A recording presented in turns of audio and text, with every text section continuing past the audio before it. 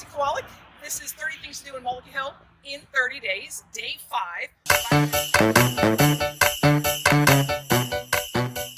By the way, I'm with your home sold guaranteed realty, and I am here with Bob. I'm at Bast Brothers because I had some Christmas shopping to do.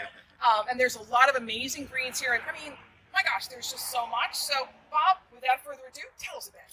So we have anywhere from Fraser firs cut from North Carolina, Christmas trees. We're also trees in from Oregon.